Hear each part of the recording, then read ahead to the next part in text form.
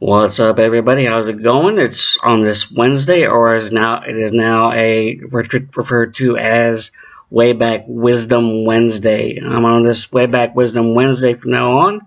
Or Throwback Thursday whenever Flashback Friday rolls around. Either of those three days, I'll be selecting past Yodaisms to read off and give you the backstory of how the process of writing these Yodaisms came about. I know when it comes to this particular Yodaism, I was watching Ghostbusters of all things, and suddenly, for some reason, True Love, and then the movie Ghostbusters had some kind of connection in some way. And like I said, there's a method to my madness when it comes to writing these. So, and I posted this on Monday, August 16th, 2010. So, I'll share it with you. And I'm sorry to the person that I quoted this from. I'm going to probably butcher his name, but here goes: Francois de la Rochefoucauld. Sorry, dude. True love is like a ghost. Everyone talks of it. Few have seen it. As said before, true love is like a ghost, and its undeniable presence can, in all intents and purposes, haunt a person's heart, especially if they're living the single life. For a certain number of people, know all too well the feeling of being, in a sense, haunted by matters of the heart, either emotionally and or mentally, to the point where it can be viewed as a pesky poltergeist or a harmless apparition. For it can most definitely be a tough and oftentimes annoying situation indeed to experience a type of paranormal activity going on within your heart, to where it causes you to become a ghostbuster of sorts in order to investigate and or capture it.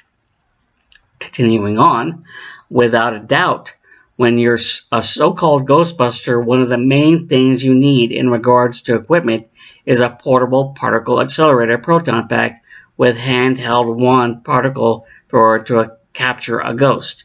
However, unlike the unfictional proton pack thrower that essentially drains the psychokinetic energy from a ghost, the proton pack, known as the human heart, is capable of giving energy, strength that is able to last more than just 5,000 years. For those who are living the single life, they would certainly want to meet someone who is capable of strengthening rather than draining all the love, honesty, faith, contentment, happiness, caring, compassion, etc. within the energy cell of their heart. If you think about it, when it comes to the ghost that is true love, you know it does exist based on personal accounts of witnesses who have or encountering it, but in the course of one's own investigation, it is difficult to know where it actually is. You see, for those who are still investigating, like myself, the author, we're equipped with our own proverbial PKE meter that helps us locate where it may possibly be. Essentially, the PKE meter we all have in our possession is again our own heart, and though it has the capability to detect where the possibility of true love is, it's not always accurate, which is pretty much true. Getting back, I think it would be safe to say for a many number of people they've tracked, in a manner of speaking, a relatively strong signal to a potentially worthwhile relationship, but unfortunately it ended up being a weak signal. Let me ask you this question to those who have watched the movie Ghostbusters. How many of you are familiar with the scene where Dr. Peter Venkman, played by Bill Murray, gets slimed by Slimer? I know we all have, and if you haven't, go watch it now. I mean, not now. Let's finish this, and then you can go watch Ghostbusters, which is a good movie, by the way. Awesome one. Classic. And if you say otherwise, you're wrong. Thinking about it, when you come face to face, in a manner of speaking, with a ghost that is true love, you find yourself not only able to move or think for that matter, but it also causes you to become afraid. Why?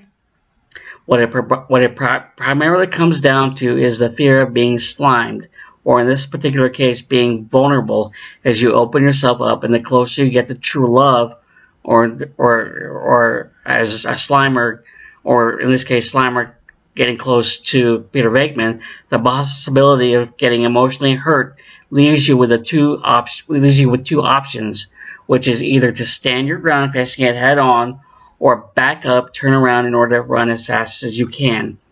Anybody out there in this particular situation right now, comment below and see. Just share your story. Doesn't hurt. We're all friends here. In retrospect, we're all in some aspect the quintessential gatekeeper, played by Sigourney Weaver, hoping to meet our very own Keymaster, who was Rick Moranis playing the Keymaster, or vice versa. In other words, each of us shouldn't be aimlessly wandering around, constantly focused on looking for true love, but instead just live our lives doing our own thing. However, when we need that much-needed support, when you're reminded of how lonely you are, you know who you're going to call, which are your best buds and gal pals, which are your proverbial Ghostbuster team. If you just happen to meet that certain special someone who is truly genuine, instead of someone who has Gozer-like qualities, then it's kudos to you. Kudos. In the end, I say to those of you who have found your Ghostbusting partner for life, I hope the two of you together continue to cross the streams. And that's how I usually end my Yodaisms, where the title somehow correlates with ends with the last sentence of the Yodaism, and that's pretty much how I go about my Yodaism right there. Cross the streams. Did you like it? Did you hate it?